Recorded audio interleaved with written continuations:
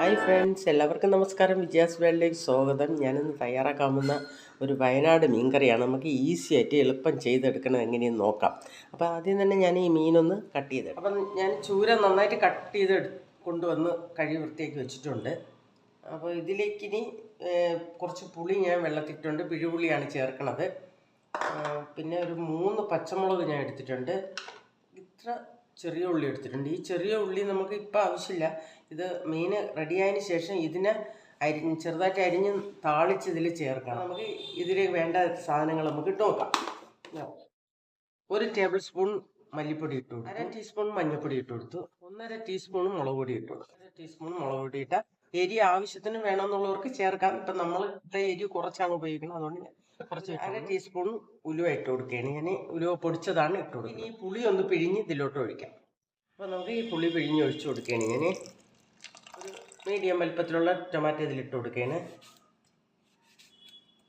3 പച്ചമുളകാണ് ഞാൻ എടുത്തിട്ടുള്ളത്, അത് നമുക്ക് ഇട്ട് കൊടുക്കാം. ഒന്ന് കീറി ഇട്ട് കൊടുക്കാം. ഇട്ട് കൊടുത്തു. കുറച്ച് വെള്ളം ഒഴിച്ച് കൊടുക്കാം. നന്നായിട്ടൊന്ന് മിക്സ് ചെയ്ത് നമുക്ക് മീനിട്ട് കൊടുക്കാം. തലയാണ് ഇത്, നമുക്ക് ഇട്ട് കൊടുക്കാം. മീൻകറി അടുപ്പത്തോട്ട് വെച്ച് കൊടുക്കാം. ആവശ്യത്തിന് ഉപ്പിട്ട് കൊടുക്കാം. ഇത് അടച്ചു വെച്ച് കൊടുക്കാം. ചെറുതായിട്ട് നമുക്ക് താളിക്കാൻ പരുവത്തിന് അരിഞ്ഞെടുക്കാം. മീൻകറി ഒന്ന് തുറന്ന് നോക്കാം. മീൻകറി ഏകദേശം ആയിട്ടുണ്ട്, അല്പം കൂടെ വറ്റാനുണ്ട്.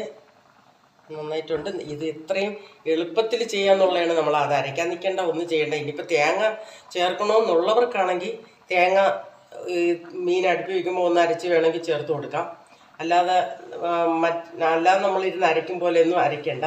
അപ്പോൾ നമുക്ക് ഇതിലേക്ക് ഇനി കുറച്ചുകൂടെ ഒന്ന് വറ്റിക്കഴിഞ്ഞാൽ ഈ നമ്മൾ അരിഞ്ഞ് വെച്ചിരിക്കുന്ന ഉള്ളി, ചെറിയ ഉള്ളി നമുക്ക് ഇതിൽ താളിച്ച് കൊടുക്കണം. അപ്പോൾ നമുക്ക് ഒന്നുകൂടെ ഒന്ന് അടച്ചു വയ്ക്കാം, കുറച്ചുകൂടെ പറ്റാനുണ്ട്. ഇത് എൻ്റെ വയനാട് എൻ്റെ ഒരു കൂട്ടുകാരി ഷക്കീല കാണുന്നുണ്ടായിരിക്കും എന്ന് ഞാൻ വിശ്വസിക്കുന്നു. അവരെ വീട്ടിൽ ഞാൻ, എൻ്റെ ഫ്രണ്ടാണ്, നല്ല സുഹൃത്തായിരുന്നു. അപ്പോൾ അവിടെ ഞാൻ പോയപ്പോഴത്തേക്ക് അവിടെ ഉണ്ടാക്കണതാണ് ഞാനിത് കണ്ടത്. ഈ മീൻകറി ഇത്ര ഈസിയിൽ ഉണ്ടാക്കാമെന്ന്. അപ്പോൾ എല്ലാവരും ഈ മീൻകറി ട്രൈ ചെയ്ത് നോക്കണം.